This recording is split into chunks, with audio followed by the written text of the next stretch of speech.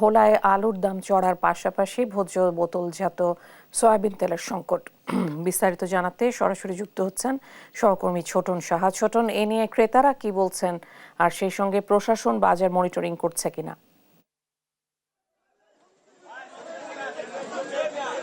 আপনি যেমনটি বলছিলেন, আজকের বাজারে বেড়েছে আলুর দাম।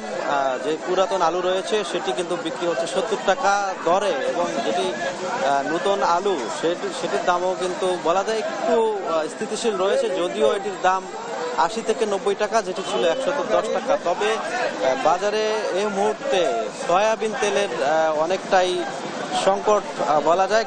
ক্রেতারা আমাদেরকে বলছিলেন যে বাজারে তারা ঘুরছেন, দোকান থেকে দোকানে যাচ্ছেন, কিন্তু বোতলজাত যে সয়াবিন তেল সেটি কিন্তু তারা পাচ্ছেন না। তবে খোলা যে সয়াবিন তেল তারা পাচ্ছেন সেটি কিন্তু চড়াও মূল্যে তাদের কিনতে হচ্ছে 190 থেকে 195 টাকা দরে। তো আমরা যারা বিক্রেতা রয়েছেন তাদের সাথে কথা বলেছি, তাদের কাছে জানতে চেয়েছি যে আসলে সয়াবিন তেলের হঠাৎ করে উধাও হয়ে যাওয়ার কারণ আমরা জানতে চেয়েছি। তবে ব্যবসায়ীরা যেমনটি বলছিলেন যে তারা বলছেন যে যারা ডিস্ট্রিবিউটার রয়েছেন এবং তারা কিন্তু এটি বাজারে সরবরাহ করছে না, তারা সেটি সরবরাহ না করার কারণে তারা তাদের কাছ থেকে সংগ্রহ করতে পারছেন না।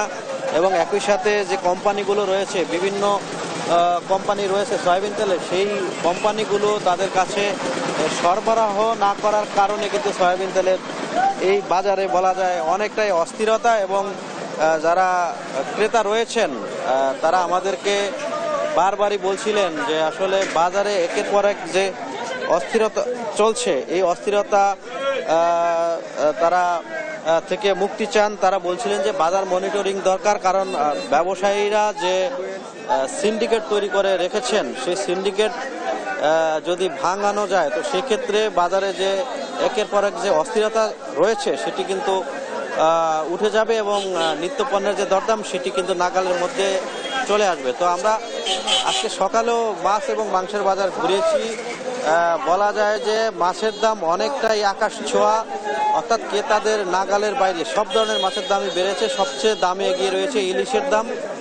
তবে খাসি এবং গরুর যে মাংসর দাম সেটি কিন্তু স্থিতিশীল রয়েছে বলে আমরা জেনেছি। তবে অন্যান্য যে দেশি মুরগি, পোলট্রি মুরগি সহ যে অন্যান্য মুরগি রয়েছে সেগুলোর দাম কিন্তু বলা যায় অনেকটাই বেশি। এবং বাজারে যারা আজকে বাজার করতে এসেছেন তারা বলছেন যে তাদের যে দৈনিক তারা যে বেতন পাচ্ছেন সেই বেতনের সাথে তারা তাদের পারিবারিক যে খরচ সেটি কিন্তু তারা মেলাতে গিয়ে অনেকটা হিমশিম খাচ্ছেন এই ঊর্ধ্বগতির কারণে। তো এ ছিল আমার কাছে ভোলার বাজারের আজকের দরদাম নিয়ে সর্বশেষ তথ্য।